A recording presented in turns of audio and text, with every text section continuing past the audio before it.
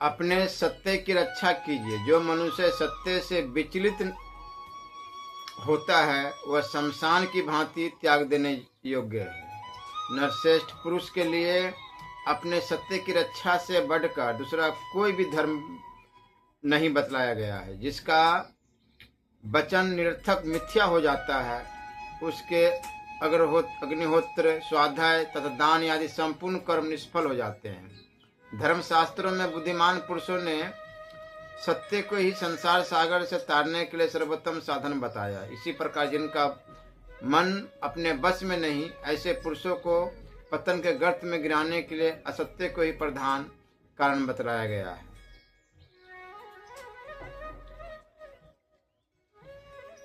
मनुष्य को 5 ऋण सदा ही चुकाना चाहिए। अपने वर्ण धर्म के अनुसार धन का संग्रह करना आवश्यक है। उसके प्राप्त होने पर शास्त्र विधि के अनुसार उसका सतपात्र को दान करना चाहिए।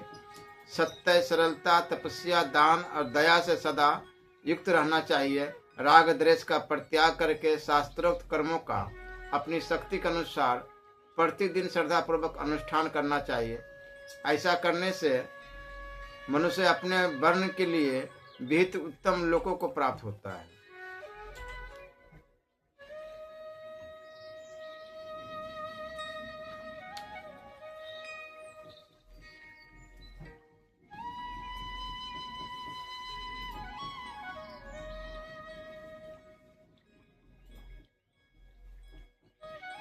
चार पुरुषार्थ है।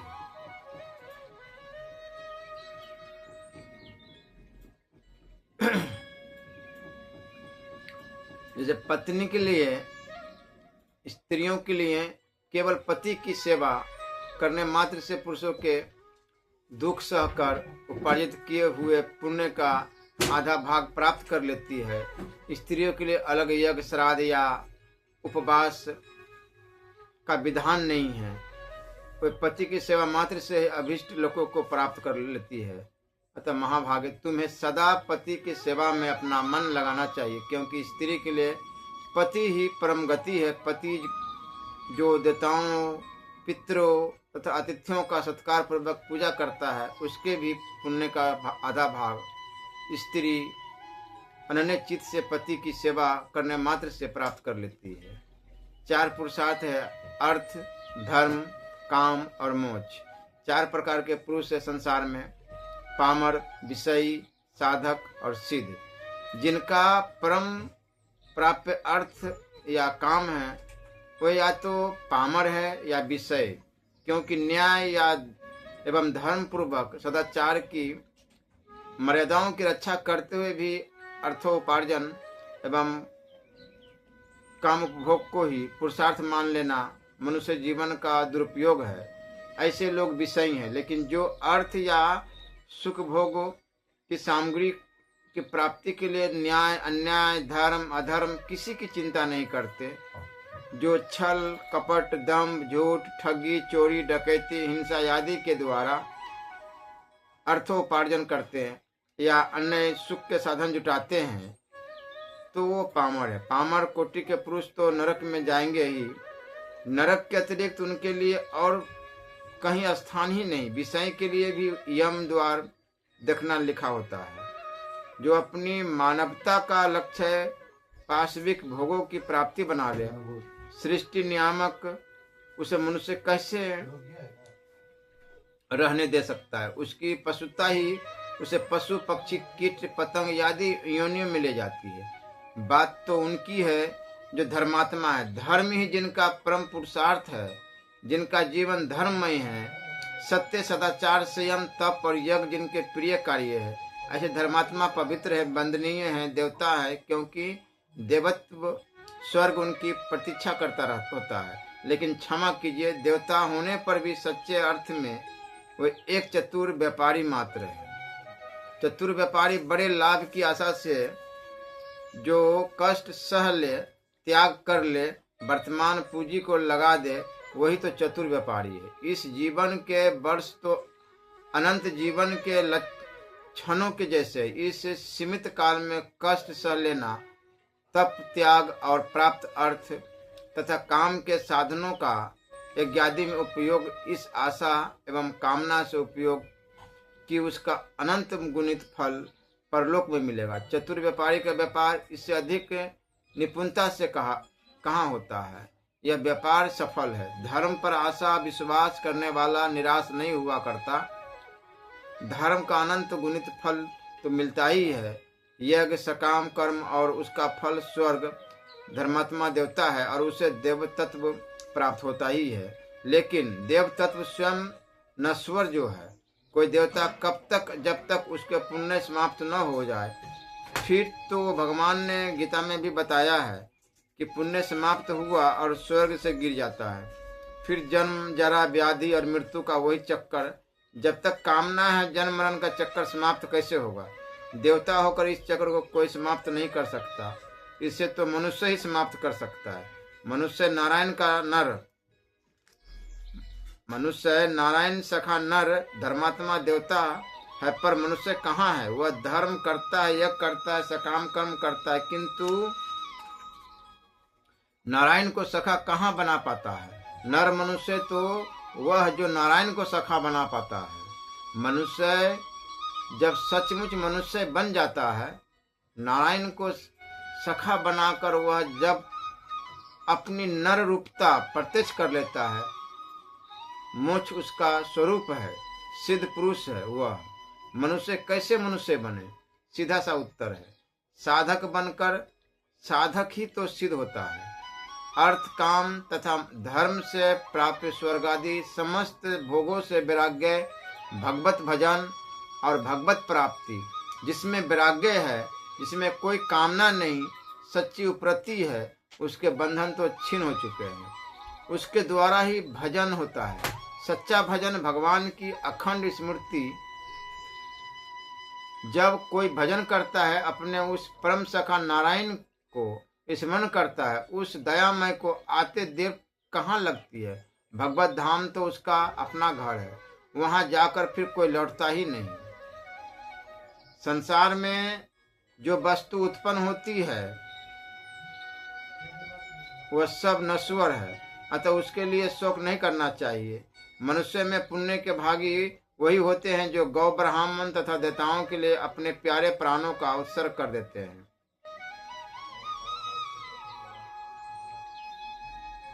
इस परिवर्तनशील संसार चक्र में धर्मपरायण तथा शक्तिशाली शरीर पाकर जो प्राणी देवताओं तथा ब्राह्मणों के लिए अपने प्यारे प्राणों का त्याग करते हैं, वही धन्य है। जिसने देह धारण किया है, उसके प्राण एक न एक दिन अवश्य जाएंगे। यह जानकर जो ब्राह्मण, गौ, देवता तथा दिन आदि के लिए इन प्राणों का उत्सर्ग करते हैं, वह ईश्वर है। जो स्त्री पति परायण होती है, वह संसार में पुण्य में कहलाती है। युवतियों के लिए पति के सिवा दूसरा कोई ऐसा तीर्थ ही नहीं है जो इस लोक में सुखद और परलोक में स्वर्ग तथा मोक्ष प्रदान करने वाला हो। साधु श्रेष्ठ स्वामी के दाहिने चरण को प्रयाग समझिए और बाएं को पुष्कर। जो स्त्री ऐसा मानती है तथा इसी भावना के अनुसार पति के चरणोदक से स्नान करती है, उसे उन तीर्थों में स्नान करने का पुण्य प्राप्त होता है। इसमें तनिक भी संदेह नहीं है।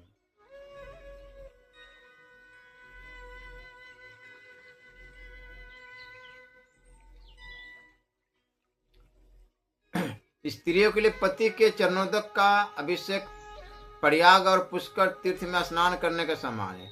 पति समस्त तीर्थों के समान है। पति संपूर्ण धर्मों का स्वरूप है। यज्ञ की दीक्षा लेने वाले पुरुषों को यज्ञों के अनुष्ठान से जो पुण्य प्राप्त होता है, वही पुण्य साध्वी स्त्री अपने पति की पूजा करके तत्काल प्राप्त कर लेती है। शास्त्रों का वचन है कि पति ही सदा नारियों के लिए तीर्थ है। इसलिए स्त्री को उचित है कि वह सच्चे भाव से पति सेवा में प्रवृत्त होकर प्रतिदिन मन, वाणी, शरीर और क्रिया द्वारा पति का ही आवाहन करे और सदा पति का ही पूजन करे। पति स्त्री का दक्षिण अंग है, उसका वाम पार्श्व ही पत्नी के लिए महान तीर्थ है। गृहस्थ नारी पति के वाम भाग में बैठकर जो दान पुण्य और यज्ञ करती है उसका बहुत बड़ा फल बताया गया है। काशी की गंगा, पुष्कर तीर्थ, द्वारकापुरी, उज्जैन तथा केदार नाम से प्रसिद्ध महादेव जी के तीर्थ में स्नान करने से भी वैसा फल नहीं मिल सकता। यदि स्त्री अपने पति को साथ लिए बिना ही कोई यज्ञ करती है तो उसे उसका फल नहीं मिलता। पतिव्रता स्त्री उत्तम सुख, पुत्र का सौभाग्य, स्नान पान, वस्त्र आभूषण, सौभाग्य, रूप, तेज, फल, यश, कीर्ति और उत्तम गुण प्राप्त करती है। पति की प्रसन्नता से उसे सब कुछ मिल जाता है, इसमें तनिक भी संदेह नहीं है। जो स्त्री पति के रहते हुए उसकी सेवा को छोड़कर दूसरे किसी धर्म का अनुष्ठान करती है उसका वह कार्य निष्फल होता है तथा लोक में वह व्यभिचारिणी कही जाती है। नारियों का यौवन, रूप और जन्म सब कुछ पति के लिए होते हैं। इस भूमंडल में नारी की प्रत्येक वस्तु उसके पति की आवश्यकता पूर्ति का ही साधन है। जब स्त्री पतिहीन हो जाती है तब उसे भूतल पर सुख, रूप, यश, कीर्ति और पुत्र कहाँ मिलते हैं। वह तो संसार में परम दुर्भाग्य और महान दुख भोगती है। पाप का भोग ही उसके हिस्से में पड़ता है। उसे सदा दुख में आचार का पालन करना पड़ता है। पति के संतुष्ट रहने पर समस्त देवता स्त्री से संतुष्ट रहते हैं तथा ऋषि और मनुष्य भी प्रसन्न रहते हैं। राजन, पति ही स्त्री का स्वामी, पति ही गुरु, पति ही देवताओं सहित उसका इष्ट देव और पति ही तीर्थ एवं पुण्य है।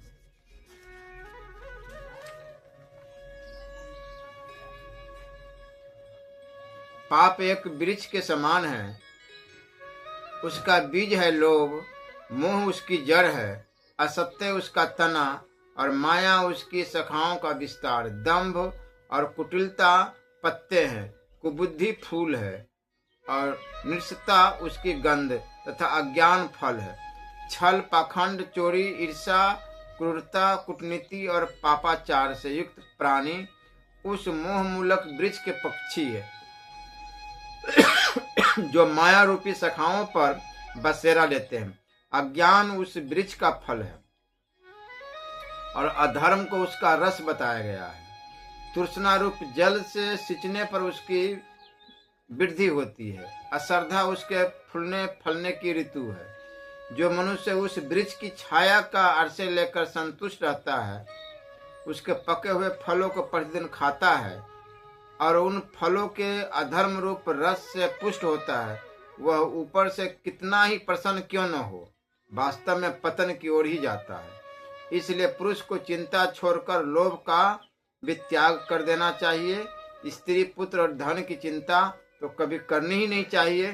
प्रियतम, कितने ही विद्वान भी मूर्खों के मार्ग का अवलंबन करते हैं, दिन रात मोह में डूबे रहकर निरंतर इसी चिंता में पड़े रहते हैं कि किस प्रकार मुझे अच्छी स्त्री मिले, कैसे मैं बहुत से पुत्र प्राप्त करूं।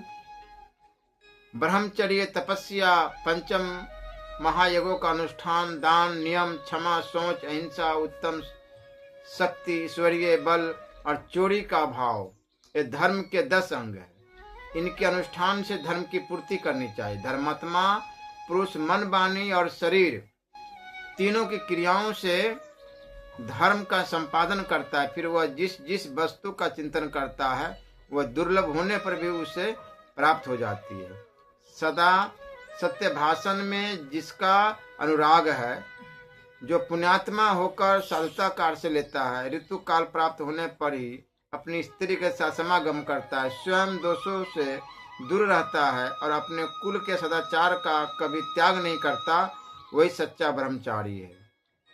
यह मैंने गृहस्थ के ब्रह्मचर्य का वर्णन किया है। यह ब्रह्मचर्य गृहस्थ पुरुषों को सदा मुक्ति प्रदान करने वाला है। जिसकी बुद्धि प्राय धन और प्राय स्त्रियों को देखकर लोलुपता बस उनके प्रति आसक्त नहीं होती, वही पुरुष सत्यनिष्ठ कहा गया है। भूख से पीड़ित मनुष्य को भोजन के लिए अन्न अवश्य देना चाहिए, उसको देने से महान पुण्य होता है। तथा दाता मनुष्य सदा अमृत का उपभोग करता है। अपने वैभव के अनुसार प्रतिदिन कुछ न कुछ दान करना चाहिए। सहानुभूति, पुण्य, वचन, तरुण सैया, घर की शीतल छाया, पृथ्वी, जल, अन्न, मीठी बोली, आसन, वस्त्र या निवास स्थान और पैर धोने के लिए जल, ये सब वस्तुएं जो प्रतिदिन अतिथि को निष्कपट भाव से अर्पण करता है, वह इस लोक और परलोक में आनंद का अनुभव करता है।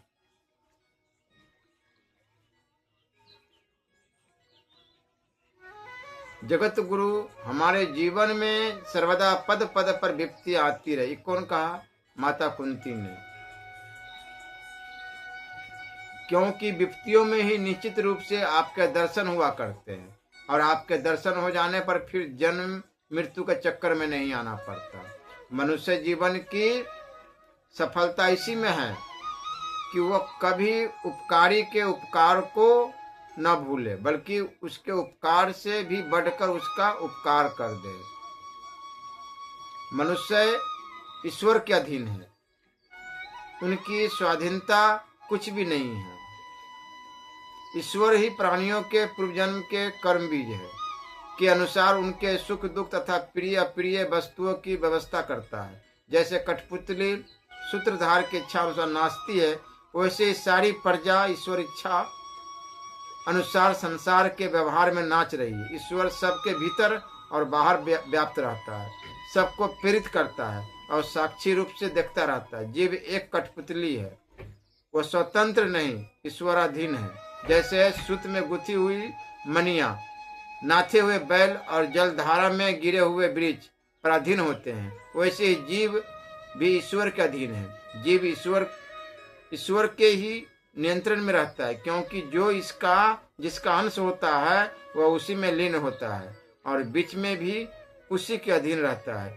इसी प्रकार मनुष्य स्वतंत्र नहीं, काल रूप भगवान की ही इच्छा का अनुसरण करता है। जीव को किसी भी बात का ठीक ठीक ज्ञान नहीं है, इसलिए वह सुख पाने या दुख हटाने में असमर्थ है। वह ईश्वर की ही प्रेरणा से स्वर्ग या नरक में जाता है। जैसे नन्हे नन्हे तिनके प्रबल वायु के अधीन होते हैं, वैसे सभी प्राणी ईश्वर के जैसे बच्चा खिलौने से खेल खेल कर उन्हें छोड़ देता है, वैसे इच्छा अनुसार बरतने वाले प्रभु जगत में जीवों के संयोग वियोग की लीला किया करते हैं।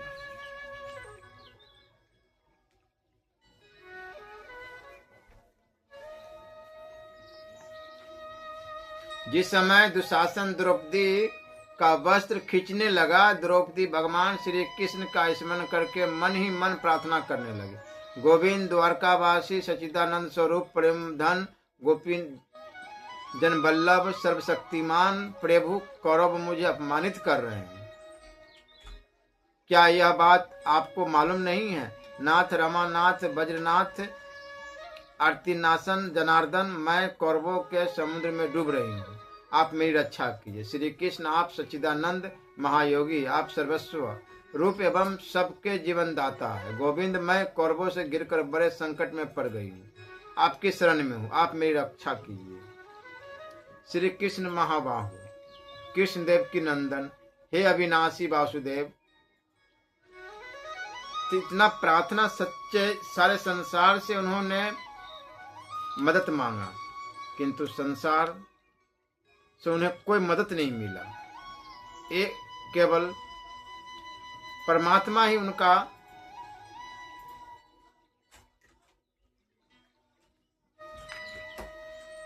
दुखों से निवृत्ति किया। इसलिए हमेशा ईश्वर पर ही भरोसा विश्वास रखनी चाहिए। इस संसार में ईश्वर के सिवा हमारा मदद करने वाला कोई नहीं। श्री राधा वल्लभ लाल की।